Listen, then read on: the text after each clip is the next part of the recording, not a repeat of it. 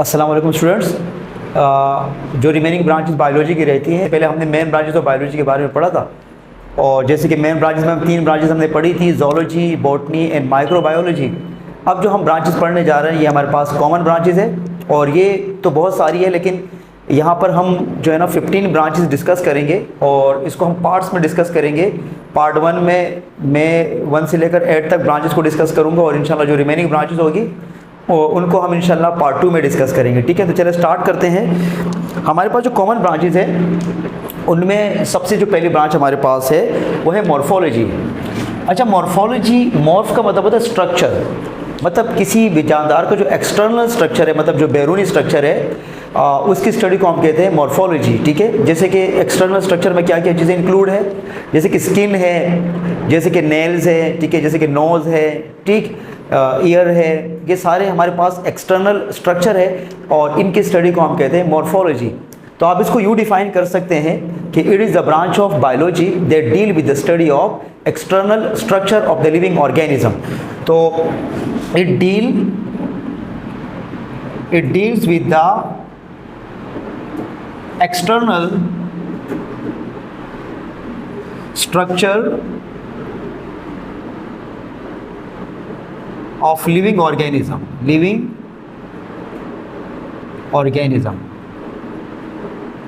ठीक है। For example हमारे पास जैसे कि स्किन है, ठीक है, जैसे कि नेल्स वगैरह है, नोज है, ठीक है, आप एग्जाम्पल लिख सकते हैं। तो फिर बता देता हूँ कि मॉर्फोलॉजी, मॉर्फ का मतलब होता है एक्स्ट्रा स्ट्रक्चर, ठीक है, या फॉर्म्स कह सकते हो। So it deal with the external structure of living organism such as skin, nose, ठीक है, नेल्स, ये ईयर वगैरह, ये जो हमारे पास बैरूनी ऑर्गन जो आपको नज़र आते हैं, इनकी स्टडी को हम कहते हैं मॉर्फोलॉजी। नेक्स्ट हमारे पास ब्रांच है एनाटॉमी। अच्छा, एनाटॉमी जो है ना ये मॉर्फोलॉजी का अल्टरनेट है, मतलब ये मॉर्फोलॉजी का उलट है। मॉर्फोलॉजी में हम एक्सटर्नल स्ट्रक्चर की बात कर रहे हैं और एनाटॉमी में हम बात करेंगे, स्टडी करेंगे इंटरनल स्ट्रक्चर, मतलब जो बॉडी के अंदर ऑर्गन पाए जाते हैं या जो बॉडी के अंदर स्ट्रक्चर पाए जाते हैं। तो आप इसको इस तरह लिख सकते हैं कि it deals with the internal structure, या आप ऑर्गन भी लिख सकते हो, स्ट्रक्चर और organs of the living organism. ठीक है, फॉर एग्जांपल बहुत सारे ऑर्गन हैं। आप हमारी बॉडी में तकरीबन 78 ऑर्गन है और उनमें ज़्यादातर जो ऑर्गन है वो इंटरनल है, जैसे कि ब्रेन है, जैसे कि स्टमक है, जैसे कि लीवर है, किडनी है, लंग्स है, इंटेस्टाइन है। ये सब हमारे पास इंटरनल ऑर्गन है और स्ट्रक्चर है, और इनकी स्टडी को हम कहते हैं एनाटॉमी। तो आप एग्जाम्पल के तौर पे लिख सकते हैं यहाँ पर। फॉर एग्जाम्पल हमारे पास जो है ना ब्रेन है, ठीक है, उसके बाद आप लिख सकते हैं स्टमक, ठीक है, हार्ट एक्सेट्रा। तो आप हार्ट के बजाय आप जो ना लिवर भी लिख सकते हैं, लंग्स भी लिख सकते हैं, किडनी भी लिख सकते हैं, इंटेस्टाइन भी लिख सकते हैं। ठीक, थर्ड ब्रांच हमारे पास है फिजियोलॉजी। अच्छा, फिजियोलॉजी में हम फंक्शन के बारे में स्टडी करते हैं। अब जितने भी ऑर्गन है बॉडी में, हर एक ऑर्गन का एक स्पेसिफिक फंक्शन होता है। अगर हम स्टमक की बात करें तो स्टमक का जो काम है वो है डाइजेशन करना, ठीक है। अगर हम किडनी की बात करें तो किडनी का काम है एक्सक्रीशन करना, मतलब ब्लड को साफ़ करना और ब्लड से टॉक्सिक मटेरियल और एक्स्ट्रा पानी वगैरह को बाहर निकालना, ठीक है। इस तरह अगर लंग्स की बात करें तो लंग्स का काम होते हैं रिस्पिरेशन करना। आप आसान वर्डिंग में कह सकते हैं कि मतलब ब्रीथिंग में हेल्प करना, सांस लेने में हेल्प करना। तो ये जो जितने ऑर्गन है हमारे बॉडी में, इनके फंक्शन को हम किस में पढ़ते हैं, फिजियोलॉजी में पढ़ते हैं। तो आप इसके लिए लिख सकते हैं कि it is a branch of biology that deal with the function of different organs of the body. So it deal with the function of different organ of different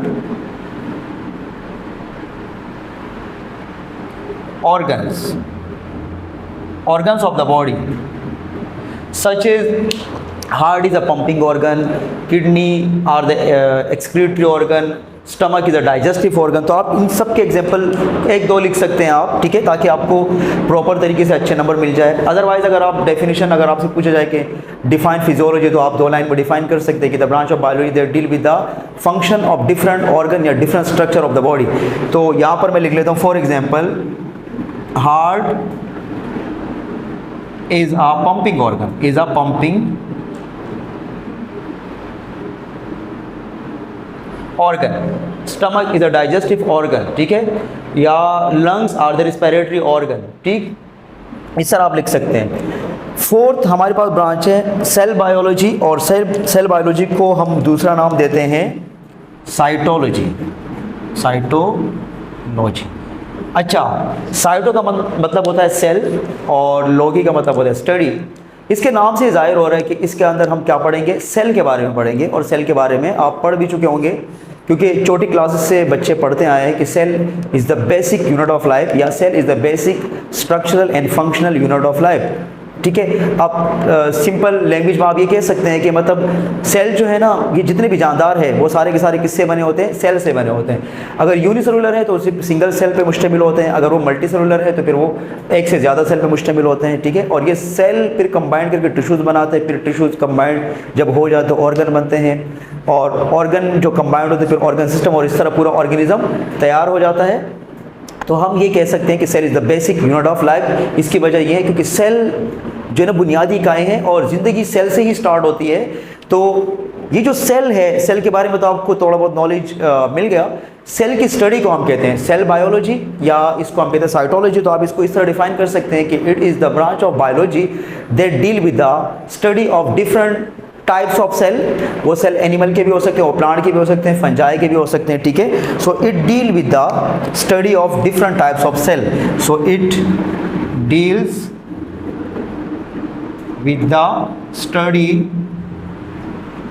of cells, ठीक है, cells and their organelles and their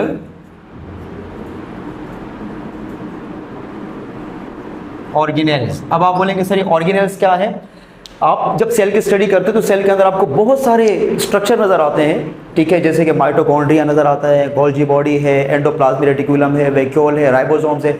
ये जितने भी part है cell के, इनको हम कहते हैं सेल ऑर्गेनेल्स।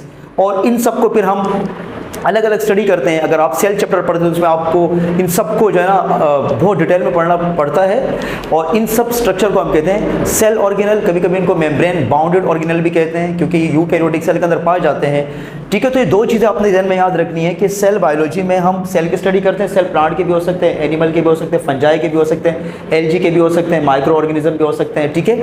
और इनके ऑर्गेनल्स के बारे में स्टडी करते हैं, मतलब इनके अंदर जो पार्ट्स होते हैं सेल के, ठीक है। तो हमारे पास ये फोर्थ ब्रांच हो गई। जो हमारे पास फिफ्थ ब्रांच है, जो पांचवी ब्रांच है हमारे पास है हिस्टोलॉजी। हिस्टो का मतलब होता है टिश्यू, हिस्टो मीन है टिश्यू, ठीक है, और लॉगी मीन है स्टडी।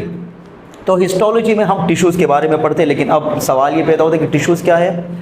जो ये सेल है, अगर अकेले है तो फिर सेल है, लेकिन अगर ये कंबाइंड हो जाए और एक ग्रुप बना लें, ठीक है, और ग्रुप बनाने के बाद एक फंक्शन परफॉर्म करें मिलकर, तो फिर उनको हम क्या कहते हैं, टिश्यूज़। तो आप टिश्यूज़ को यूँ डिफाइन कर सकते हैं कि the group of cells which perform a specific function are called tissues. जैसे कि हम बात करें ब्रेन की बात करें, ब्रेन के अंदर जो टिश्यूज़ है वो बने होते हैं न्यूरॉन से। न्यूरॉन, मिलियन ऑफ न्यूरॉन्स होते हैं जो कंबाइंड हो जाते हैं और वो एक स्पेसिफिक फंक्शन परफॉर्म करते हैं, मतलब हमारी बॉडी को कंट्रोल करता है ब्रेन, ठीक है। या अगर हम बात करें रेड ब्लड सेल की, तो रेड ब्लड सेल जो है ना ये भी एक टिश्यू है, और जो रेड ब्लड सेल है इनका काम क्या होता है, ऑक्सीजन लेके जाना लंग्स से एक एक सेल तक और कार्बन डाइऑक्साइड को वापस लेकर आना, ठीक है। तो आप इस तरह डिफाइन कर सकते हैं कि histology is the branch of biology that deal with the study of different kinds of animal and plant tissues. तो मैं आपको यहाँ पर तो आपको जस्ट लिखवाया था, आप इसको फिर प्रॉपर तरीके से खुद लिख सकते हैं, ठीक है। तो आप इसको कैसे डिफाइन करेंगे कि it deal with the study of, it deals with the study of different types of tissues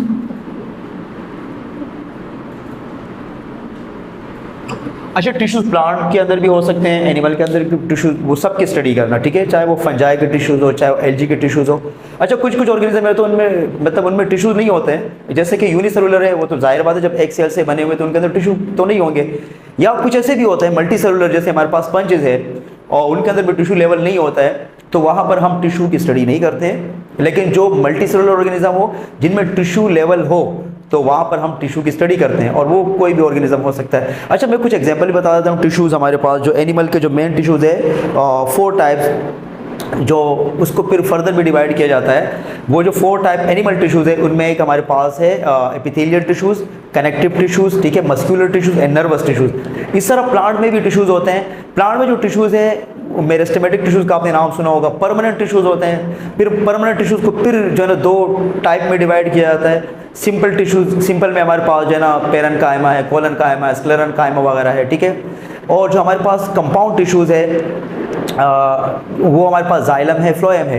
तो ये सारे टिश्यूज़ के एग्जांपल है। ये भी आप लिख सकते हैं अगर लिखना चाहें कि मतलब यहाँ पर आप प्रॉपर तरीके से डेफिनेशन लिखना चाहें, तो इसमें आप टिश्यू की 1-2-3 एग्जांपल भी लिख सकते हैं, ठीक। उसके बाद हमारे पास है टैक्सोनॉमी।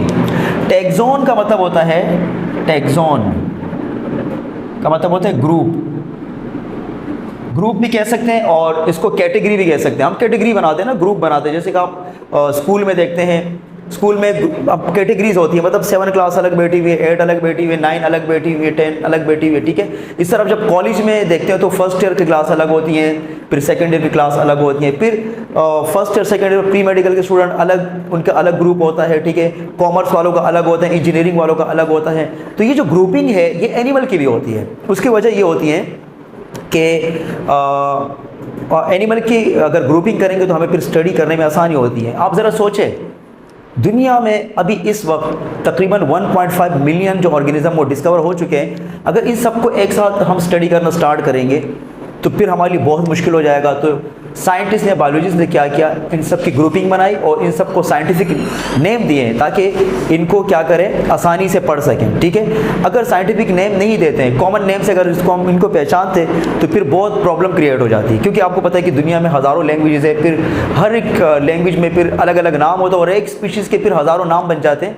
तो साइंटिस्ट ने आसानी के लिए क्या किया कि इनके ग्रुप्स बनाए और सबको साइंटिफिक नेम दिए। मैं आपको एक एग्जांपल दूंगा। मिसाल के तौर पे हम फिशेस की बात करें और बर्ड्स की बात करें।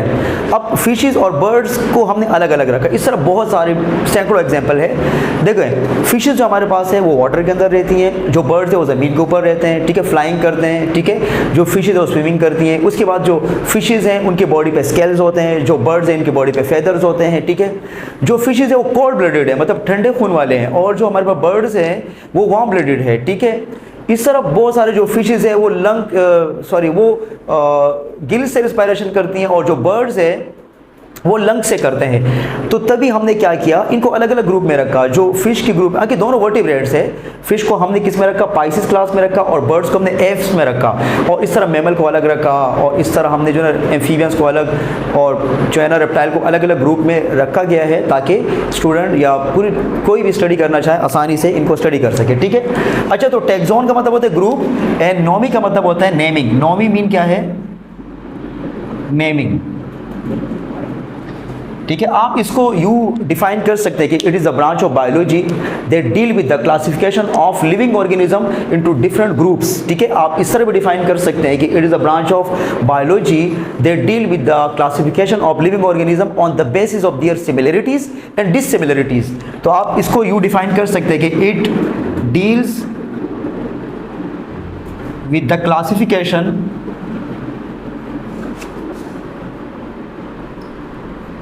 Of living organism. अच्छा, मैं यहाँ पर प्रॉपर डेफिनेशन नहीं लिखवा रहा हूँ, इतनी लंबी डेफिनेशन इसलिए नहीं लिखवा रहा हूँ कि फिर आपका टाइम यहाँ पर ज़ाया होगा। तो आप खुद, आपको जो मैं बता रहा हूँ तो आप इस तरह प्रॉपर तरीके से खुद लिख सकते हैं कॉपी में, ठीक है। और कोई मसला हो तो आप कमेंट में मुझे सवाल भी कर सकते हैं, आपको फिर मैं रिप्लाई भी करूँगा, ठीक है।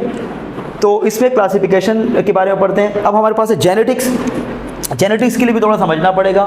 सेल के अंदर आप लोगों ने पढ़ा होगा न्यूक्लियस होता है, न्यूक्लियस के अंदर आपने ये भी पढ़ा होगा क्रोमोसोम्स होते हैं, और क्रोमोसोम हर स्पीशीज़ के अंदर स्पेसिफिक होते हैं। मतलब जैसे कि इंसान के अंदर जो एक सेल के अंदर क्रोमोसोम 46 है, ठीक है, जैसे कि फ्रॉग के अंदर 26 है। जितने भी चाहे प्लांट्स है, एनिमल, सब के अंदर क्रोमोसोम यूकैरियोटिक सेल के अंदर स्पेसिफिक होते हैं, प्रॉपर होते हैं, कम ज़्यादा नहीं होते, ठीक है। मतलब अगर किस स्पीशीज़ के अंदर, जैसे इंसान के सेल के अंदर 46 है, तो हर इंसान के सेल के अंदर 46 नंबर क्रोमोसोम नज़र आते हैं। अच्छा, ये जो क्रोमोसोम है, ये जो यूकैरियोटिक सेल में दो चीज़ों से मिलकर बनते हैं, और एक मॉलिक्यूल का नाम होता है डीएनए, आपने बहुत नाम सुना होगा, डी ऑक्सीराइबोस न्यूक्लिक एसिड, और दूसरा हमारे पास जो मॉलिक्यूल है ऑर्गेनिक मॉलिक्यूल, उसका नाम है प्रोटीन।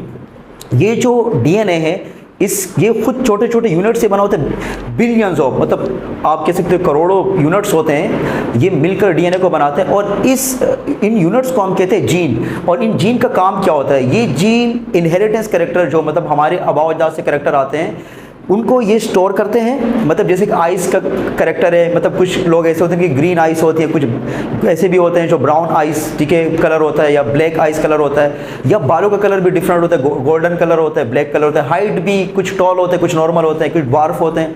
तो ये जो कैरेक्टरिस्टिक्स हैं, ये जीन के अंदर स्टोर होते हैं, और फिर ये जीन एक नस्ल से दूसरी नस्ल तक लेके जाता है। तो हम इसको सिंपली यू डिफाइन कर सकते, the branch of biology that deal with the inheritance character from their parents to offspring, या आप ये भी लिख सकते हो कि it deal with the inheritance character from generation to generation. मतलब एक नस्ल से दूसरी नस्ल तक जो कैरेक्टर जाते हैं, उनको हम इनहेरिटेंस कैरेक्टर कहते हैं या हेरिडिटी कैरेक्टर कहते हैं। और वो कैरेक्टर कौन लेके जाता है? वो लेके जाता है हमारे पास gene. So it deal with the inheritance character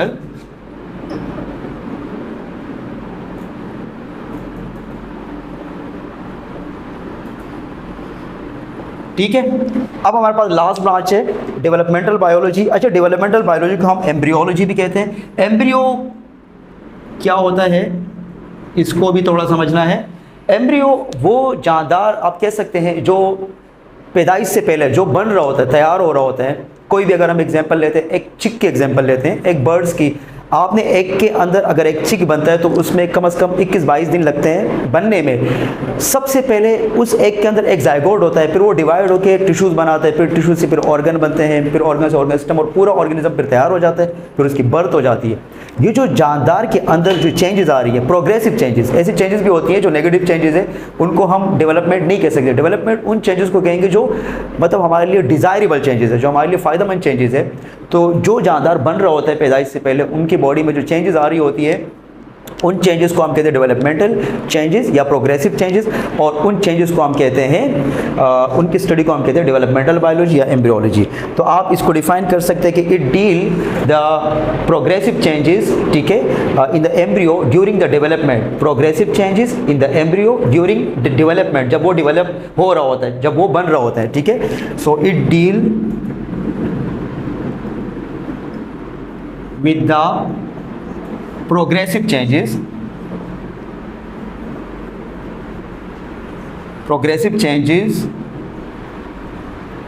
in the embryo, ठीक है, ड्यूरिंग द डेवलपमेंट। आप इसको प्रॉपर तरीके से फिर लिख लें। ये हमारे पास 8 ब्रांचेस हो गई, और जो रिमेनिंग ब्रांचेस है उसको हम नेक्स्ट पार्ट में पढ़ेंगे, ठीक है।